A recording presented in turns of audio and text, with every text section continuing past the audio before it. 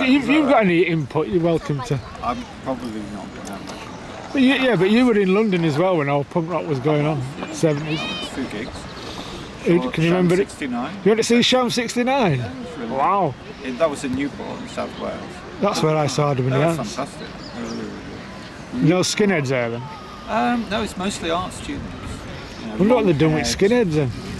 Packed them off to Bognor for the weekend or something. Art students in dungarees and stuff like I that. bet that was a weird experience. Sham some 69 people and art in students. like mohair jumpers. Yeah, I like remember black that. mohair jumpers Plastic sandals. with a red stripe across it, or shiny plastic sandals. Yeah, I remember. I've still got a pair of them. Yeah. I saw them at Bradford It University. was a fantastic time for art students actually at that time. Better than it is now.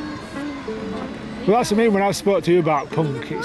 I see punk as quite creative, but you didn't. Am I right in saying that you didn't think it was creative? No, it definitely was. I mean, I don't know if you count. Who did Hit Me With My Rhythm Stick? Ian Johna. Ian Johna. He was an artist. He was a tutor at Newport College of Art. He used to come in and teach the students whilst he wasn't doing whatever he was doing on the music scene. So there was a real crossover between punk and art students and all that culture. It's definitely all like one thing. Really. Anyway, where does punk come into your life then? Because you've played Rebellion and all these other festivals and stuff. Well, there's times when I've played on what is the sort of punk scene now, or in recent times. That's been like, I wasn't there in 1977. 1977, I was fucking 7.5. 7.5 precisely. You know what I mean? I was born in 1969 or what have you. So in 1977, I wasn't going to no gigs. I was just fucking playing out. Well, yeah. You know? And then, but I never thought I'd get into music or playing instruments myself. Right. I never had lessons, and it's the sort of thing where I always believed it was a sort of a talented person could do it, and they were rare, and that was the sort of general thing. Right. And then, but early 80s, when I was maybe 13, 12, 13 or what have you, I started getting interested in music off my own bat instead of just the records like my mum had or what have you. And a mate showed me bits and bats. But I remember buying a Sex Pistols album, and obviously it's a few years since they'd actually come out and gone and split up on or what have you. But I remember fucking listening to it all the time and just like, and well embarrassing, I think I mentioned this to you before.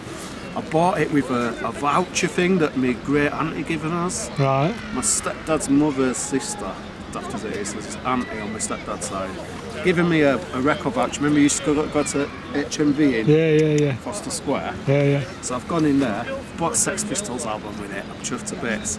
Christmas fucking day, I'm sat there, all the family round at home. And my mum says, "What's that record you got with that voucher?" And I'm like that. And she goes, "Are you not going to play it for us?" And I stuck it on, and it was like, oh no, it's like, "She was a girl from Birmingham, she just had in her bullshit." And I was just like, oh no. And then my mum's proper questioning me, "Why do you like this, son? Why do you like this music? That's horrible. That's really negative, it's full of bad language and all that." And I was like, I didn't have an answer why I liked it. I felt proper shamed up having to play it, and they listened to it. It seemed like time went really slow while it was on. And they're all there, my great aunt's like, you know, the one who's given me the fucking... They see you differently all of a sudden. Yeah, they're like, what is he fucking doing? Oh man. We went... Yeah, I wanted to be punk, but I missed punk. At that time I lived in Cottingley, I don't know, you probably know. Yeah, I know, Cottingley. And I was like, I totally missed the whole start of it. And I could, at the time when I first got aware of it, the first bands I really liked was Pistols, Buzzcocks, Clash, Stiff Little Fingers. My mate Boris showed me this Irish punk band, Stiff Little Fingers. Ended up going to see them in Glasgow at Barrowlands and stuff, and it was like, fuck, now. It's actually, I mean, not in a bad way, it was almost like frightening. You know, like me, I'm not, as daft as it is, I hate crowded places. Noise freaks me out. But something, I don't know, I got pulled into this like, thing with punk. And then, as stupid as it's going to sound, I thought Sid Vicious could do it. He was in a band. And everyone's, because there was this sort of thing, oh, the punks couldn't play. Of course they could fucking play. You try playing the fucking Buzzcocks song, it ain't that easy. They were fast, they were tight, they were on the ball, like, but it said to me, you can start without being a proper musician. That's not important. And that was the thing that made me think, oh, maybe I could dare to have a little try. And I remember getting a guitar Oh no, fucking hell, it's all bad, embarrassing things remembering that. I remember seeing a guitar and amp in the newspaper, Telegraph and Argus. 40 quid for the guitar and the amp. Like, where can I get 40 quid? Oh, this is bad, man. I don't know if I should say this on an interview. What if my mum sees these? She won't. It's alright, I'll show it to her. Yeah. But my mum used to keep some money in a plastic cup on top of the cooker, you know, the social money. Me, I'm like that. All will be revealed. Oh no, it's all coming out of my mouth now. Fucking hell. I'm halfway now anyway. So I took this 40 quid, not like, it wasn't like fucking... You were going to put it back later? Yeah, the plan was to put it back. Obviously the girls off, gets this guitar and amp, and I didn't have a clue about the concept of tuning up. I'd heard of it as a saying, tuning up, but as to how you did it, or what it meant, or how it affected the sound, I had not a fucking clue. Didn't have any mates who were musical or no one who could really show me. So I was just like, my mum's come home from work, and all I was doing is making feedback. So I used to love the feedback, you know, at the start of like Holidays in the Sun or some tune like that, there'd always be a woo. So I'm just doing that, because the only fucking thing I could get out of this guitar was just when I turned it all up and plugged it into this little, and the amp was made of plastic, didn't even have wooden sides. I had it on the window fucking sill. I was like, fucking giving it feedback. My mum's come back from work. She couldn't work out what the fucking noise was. Obviously, like, what the fuck? She comes upstairs, she sees the guitar, she goes, oh, you've got a guitar, nice one, son. And then a little penny drops in her head. She goes back to the cup, you know, the plastic cup. The empty cup? Yeah. So the cup of plenty? Yeah, the cup of empty. The cup of plenty became the cup of empty. So I had to, like... What a transition. Oh, this is bad. This is what I'm worried. This will be on Crime Watch, this. Even now I'm saying it, I'm worried that my mum will see this. Oh, man. But yeah. So I had to go, but what I did, I got it together, I went to school and I sold this leather jacket I had to this girl called Hannah. And I sold a load of records that I had. And so then like paid my mum back. So I had this guitar, but could never get made round it. And then one day I come down to a house down at Ersewood, and there's these lads there, John and James, these brothers. And one of them was really good on the guitar. And he's seen my guitar and he tuned it up, and obviously the minute he's in tune and someone who can play it plays it, even though it's a piece of shit guitar, he was playing fucking Hendrix. He's an amazing player. He used to busk for years in Bradford, like, as well. But this is like, I don't know. But he's said to me, do you want to swap it for a bass? And he showed me this bass. As soon as I saw the bass, I thought, that's what I wanted. I was barking up the wrong tree. And I realised that the bits in punk records that stood out to me, couldn't tell pitch. I wasn't musical basically at all. I realised the bits that really stood out was the bits the bass player was doing. Like in the Stranglers are a mad favourite band, and the first person, you'll remember this guy, Harvey Caswell. Yeah, I remember. I was mates with his little sister Anna. Yeah, Caswell. I remember her, Blackburn Rovers fan. Yeah, and we went to their house up at Artman Place in Heaton. And there was lying around an old guitar, and her other brother, half brother, Danny Chulvers, he showed me this, like. And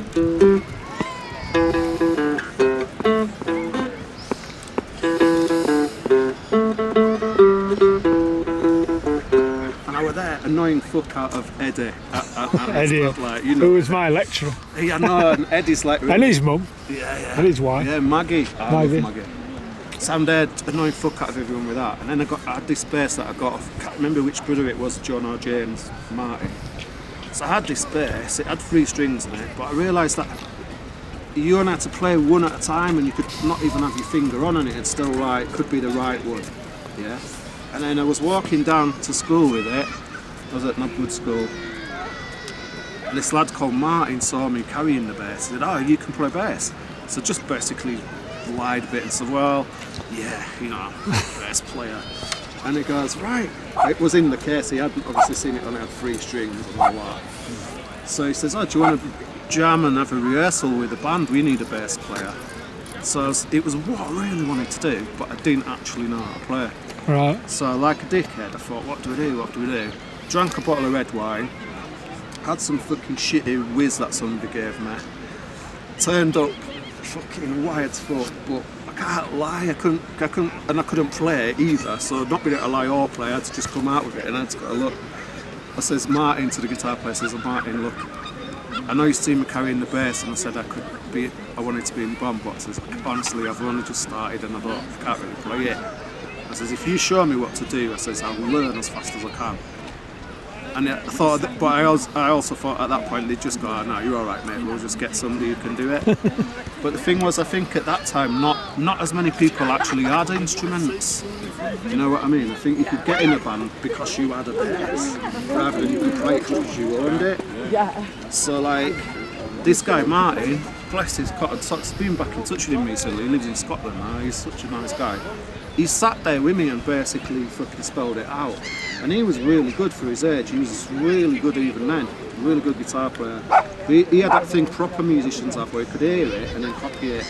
I still now, even when I'm nearly 50 and I've played since I was 15, I'm still not great at that. It still takes me a while to find it by ear or what have you. But Martin just sat there and just sort of went, right, you do this, get your finger on that one, look where the dot is, hold your finger, and he broke it down to that simplistic of terms that it was like, do it 4 times, move your finger, look free, or whatever it was. And that's how I got into it. And within 6 weeks of knocking about with Martin and having this bass... You were a punk rock bass player? Well, it wasn't even really a punk rock band. Me and the singer liked punk, the guitarist liked The Who, the drummer liked Queen, the rhythm guitarist liked Queen. So we did this weird set of covers. We did, I think, 2 Stray Cats, 2 Clash, 2 Who and 2 Queen tunes or something like that. The mixed bag. It was like proper, you know, kind of comical mixture. But still to this day I like Queen. I think Queen are good and they're amazing. They're really hard to play their songs. Queen too I liked. Queen have got more chords in one fucking bit of one song than these on the first 5, whatever, you know. Punk LPs. So, yeah. But yeah, it's definitely the thing that punk, how it affected me was, I didn't think, oh, I'm now a punk rocker, but I thought you can do it and you don't have to be able to have lessons, you don't have to have, you know, you can just do it. And then 6 weeks into this guy Martin showing me what to do, did a set, he was at school, it was a fucking school band, but after this gig, this girl gave me a snog light, that was it, me then, I was like that. I'm like that, telling my mum at home, I'm a bass player now, mum. She's going, yeah, what about your O-levels? And I was like, yeah, but you know, I won't need all that, will I? Don't get snogged in O-levels, do you? Yeah. It's like, I'm a bass player now, thinking that that's all it was, and that within a few weeks, no doubt, I'll be like that. You know, oh, shall we, you know, having watched, used to knock off school and watch The Great Rock and Roll Swindle. Yeah. These 2 girls called Lynn and Emma, I watched it about 3 times. Even the truant officer sat and watched it with us once, because he was so fucked off trying to get them to go back to school. He rolled a joint with the truant officer, we were like that. Fucking hell, like nobody had a joint, you know, that was like a rare sort of sight. You know, but like, He was a rare truant officer back then. yeah, Jesus. But what were you like playing with all these bands that you liked at Rebellion? All these? The band I was in at first was at school, and so they were like I say, it was this weird mixture, and there was a bit of politics in the band. The singer, he's great, he's fucking brilliant, he's really funny, and he got into acting and stuff. I think he just does it amateur style, but he's very good. And he's a really clever guy, he's really witty and funny, but he wasn't a very tuneful singer. And then I think, I don't know, something happened where the rest of the band didn't want the singer, but then he was more my mate. And there was the usual band politics and sort of that kind of, you know, drifted out. But then I ended up, by looking, in them days to get in a band, you looked on an advert in a guitar shop wall, obviously pre-internet. And I found, and you take a bit of paper off the thing with a phone number, or you'd write the phone number down. I joined the band really briefly, this was. I couldn't say it was my band, it really wasn't. But I ended up really briefly rehearsing with this band, and they were called Zapgun Virus, right? And they did this for long, but before that, the main guys out of it had been in a band called 1919. Oh, I bet you'll have heard of them. They're playing again now, they're doing a tour. They're back on it, yeah. They're doing a tour now in this minute as we so speak. These were like lads in their 20s, when I'm talking of me being 16. Is that Ian Tilliard and that? I can't remember the name of the guy, the guitar player, I think he lives at Bowden. Right. He was a driving instructor for a while. I met him again years later doing driving. Right. Like, they'd been they were, for want of a better word, they were like a proper band.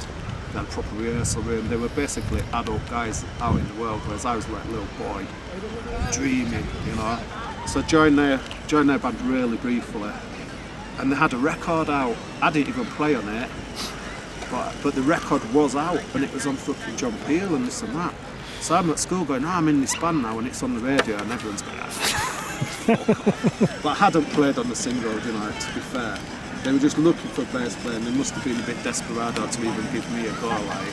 But I had sussed out from doing it with this guy Martin, sussed out that if the guitar player was playing sort of chords like that, I could look at, guitar players must have thought I were weird because they just stare at their hands. But if I could see what fret he was on, I could go to that string on the bass, and then I could go, oh, he's going there now, and quite quickly I could suss out the chords. Right. Even though I didn't know the names of them, just literally visually looking at the frets they were doing. And so I did briefly with them, but then all the stuff got nicked out of the rehearsal room down on the Thornton Road. Right. And it kind of thought that I think that incarnation of their band, not mine, that folded then. But yeah, but it's just a proper. Do you know what I mean? At 16, sort of got, ooh, a band I'm sort of in has got a record and it is on the radio. I was like, fucking hell. So I'm still Massive. You know, that still fueled this idiot dream that you might end up not even making a living, but you might actually be like, for want of a better End up on word, top of the a flops. proper, yeah, but even because punk bands had been on top of the pops, and I thought, well, Pete Shelley, do you know? I don't know. It seemed to give me the idea that anyone could do it. Well, that's it. Give people confidence. I think. Yeah, definitely. And not being an actual musician or anyone really, like it wasn't. At our house, it wasn't like, oh good, he's learning the guitar. It's like, what are you fucking doing that for? That's fucking stupid. You know. I think most people I know were told that. Yeah, because... Don't follow your dreams, you've no chance. I mean, what's that good for confidence? Having said that, I sometimes jokingly say this in my gig now, because obviously now, I don't know who watches this interview, I do solo gigs now. I've played bass for years, did that about 20 or 30 years. Ended up doing solo gigs, doing like sort of tongue-in-cheek, piss-takey sort of songs. And that's what's got me to the punk scene, weirdly. So I was fascinated by punk in sort of teens. Youth. Yeah, in youth. And then, but none of the bands that I ended up getting in were really massively punk bands. And I ended up being up in Scotland at the time when all the Pills came out, sort of late 80s, early 90s. And then completely drifting away from like punk. Not because I didn't like it, but getting into other styles, you know, like on the bass, learning other things. As daft as it was, all these Scottish people I knew, that a lot of them were obsessed with funk, Right. James Brown and that type of thing, and I was like, once you got into all that, you know, you're like, ooh, this is a whole other thing. And they people showed me, but punk's definitely the thing that made me think I could be a musician, rather than just consuming it. I could do it. So, you know, whatever music I've ended up doing has always come from that concept. So, yeah, even though I was a few years behind it, it definitely was the trigger point. As daft as it is, Sid Vicious, I did think, if Sid can do it, I can do it. I didn't really fancy doing everything else that Sid, poor guy, ended up. But I just feel sorry for him. I think he just was a really young guy. Probably got manipulated to fuck, really. As a lot of people do. Yeah. Well, McLaren, he had his own agenda, didn't he? But suppose, I don't know, is that enough? Does that explain enough? Do you think punk changed anything though? I think it must have done, really. I think it definitely did in that loads and loads of people who probably wouldn't have gone into bands did. And then even if they might not have carried on in the same musical sound, I think that affected everything that came after it. The thing that was current when I started really being into records and Top of the Pops and all that, I suppose the most current thing then, because I hit that age about 81, 82, 83, was like the Specials, Bob Manners, the Madness, and that were like, fucking hell. I remember seeing them guys on Top of the Pops and thinking, fucking hell, especially the Specials, just going, oh, I want to be like that.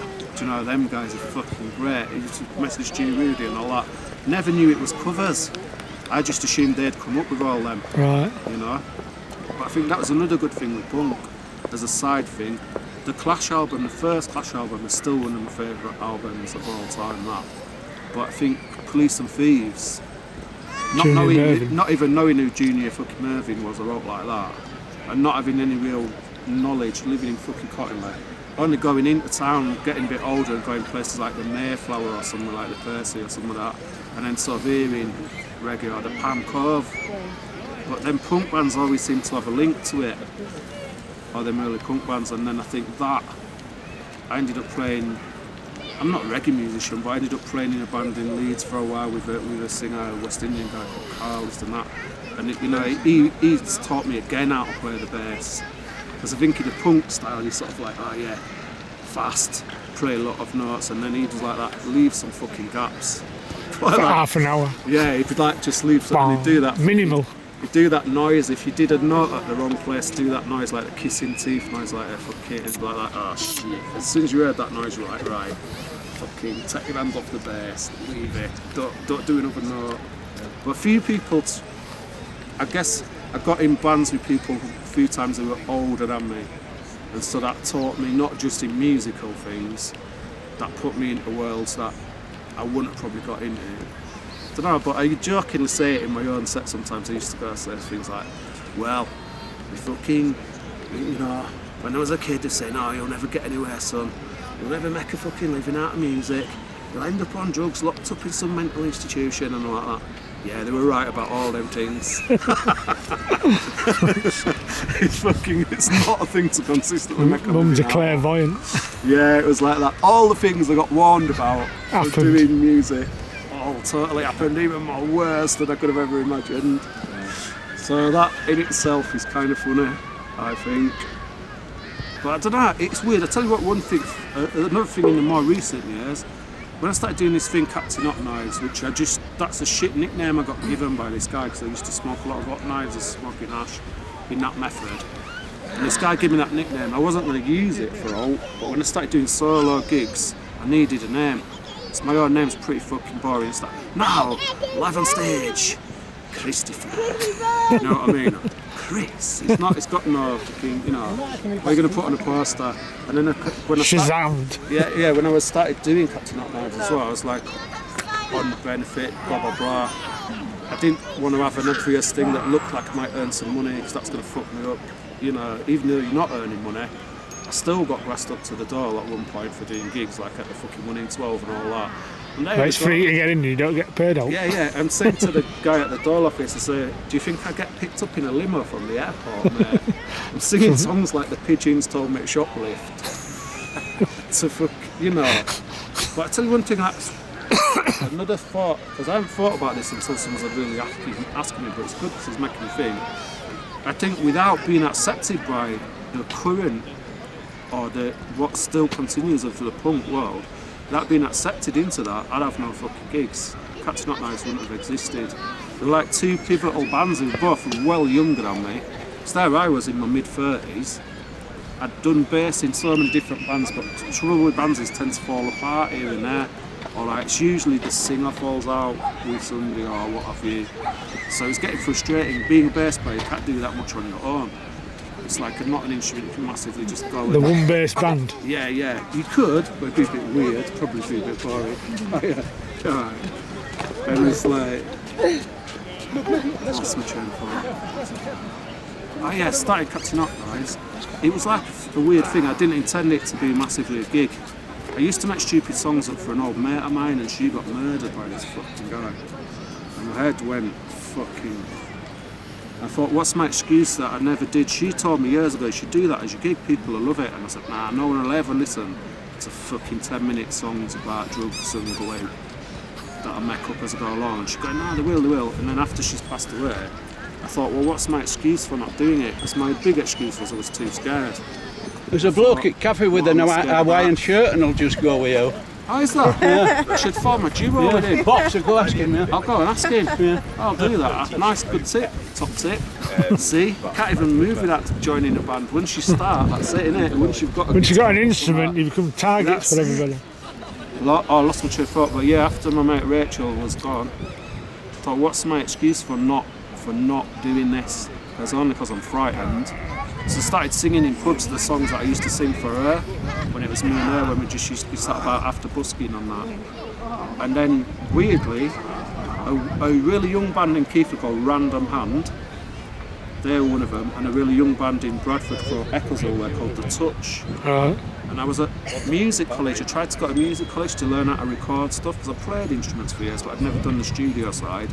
And I'd never had a computer, never touched a computer. I thought stupidly computers are never going to catch on. When the ZX81 came out, I was like, you idiots, I'm off to the woods with a fucking tin of Evo, full of computers. And years later, all my mates who got into computers got really good jobs. You know, they were there at the beginning of it, and I'm like, fucking dickhead. You're still with the Evo? Yeah, well, not anymore, but so when I was learning to try and record, that was when I started recording a few of these stupid ideas like spoofy songs and then giving them away. Just gave them away because I didn't want to charge for it. It was just a joke. I thought if you're telling someone a joke, you don't ask them for a quid. If you see what I'm saying, I just say like, here you are. If I saw something that looked like a stoner or something, I'd just give them a CD. And I ended up coming back that people found me and got me doing gigs.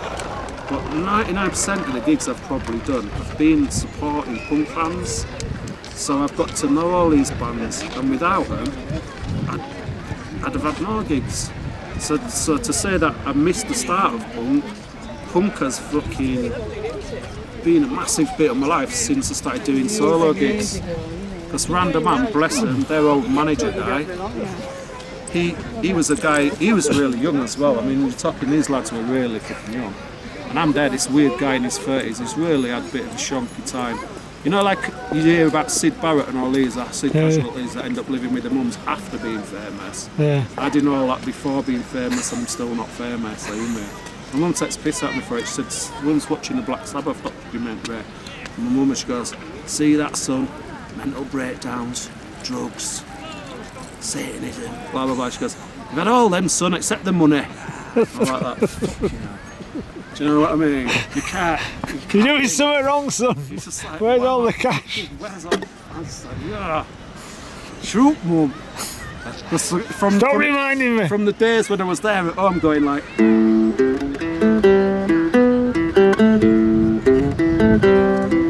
Is that the punk There's version? always been some family member or somebody going, you're never getting away with that. You're shy. You're wasting time. Really talented people don't make a living.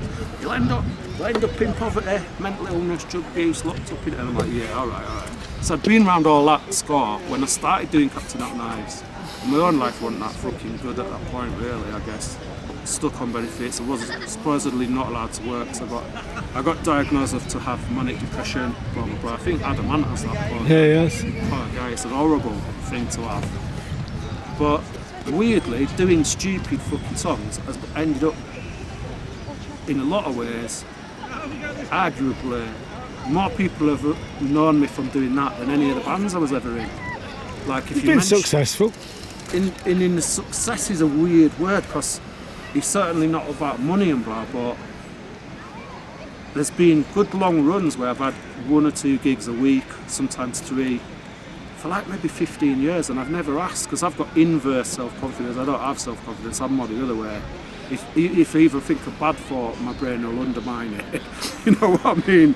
I'm not somebody who goes, I'm good, I know what I'm doing, I'm going to do this, I'm going to email them, I'll ask for a gig. Never done it, but if people email me, I just say yeah, however preposterous. So I end up doing weird mixtures of, I do like a biker's missus's 50th in a rugby club in Clonefle one night, you know what I mean, and then I'll be doing some pub in Bladen outside Newcastle, old school on a Sunday. But if they've all asked for me by word of mouth, I've never asked for a gig. Well, that's good. Proves you're doing something right. The good thing about that is if I did ask for a gig and they didn't really know what I was like, you know, like an average pub, and you think, you can turn up, do 2 5-minute sets. You turn up and you start singing I Hate Babies, I fucking hate babies.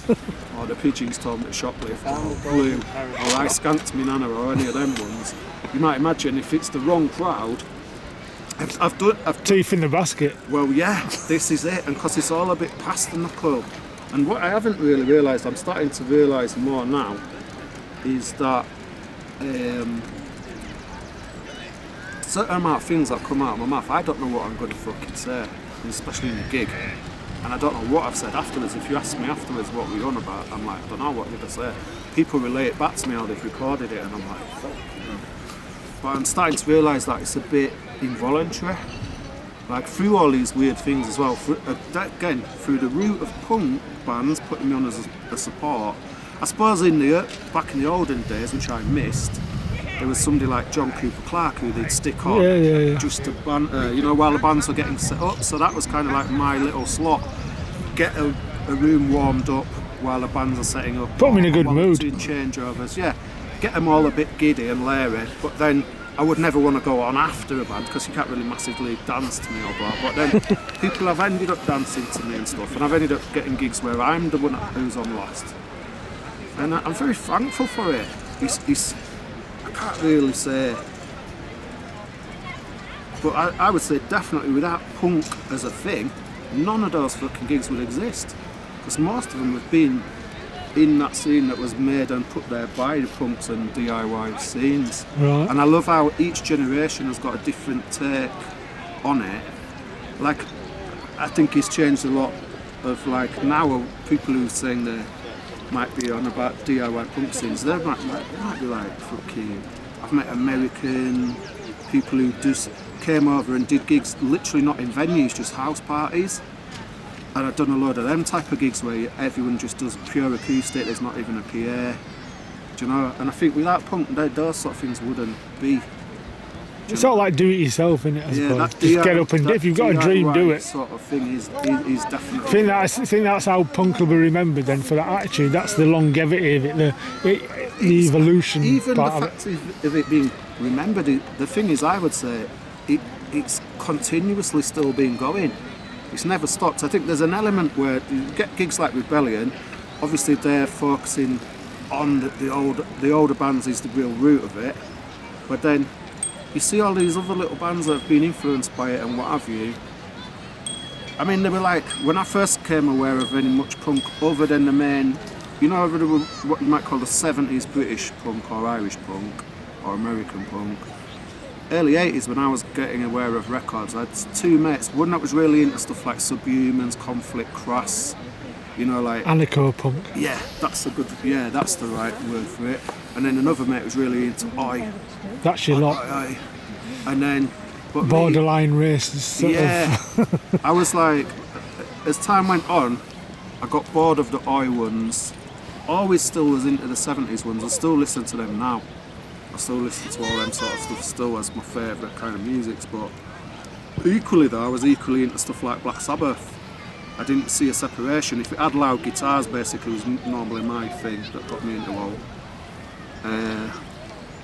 But yeah, I think punk in itself, I'd say 99% of the people that I now know or have all to do with or know me has come through that. And if I'd have not dipped my toe back into gigging as a solo artist, I'd probably be still kind of stuck in the little rut I was in before I started doing it. Black Sabbath tribute band. I don't know, that's it. I've never done a covers band. That's one thing I've never really done. The very first band at school, we did covers because we didn't have our own songs. We wrote a couple of good songs actually. The singer Boris Black, he had some really good lyrics actually. He's a clever guy. He had some pretty decent lyrics, but yeah. But yeah, without punk, I'd have no fucking gigs, that's for sure. And then that's done me a lot of good. So it's got me out of an isolated sort of shitty situation into...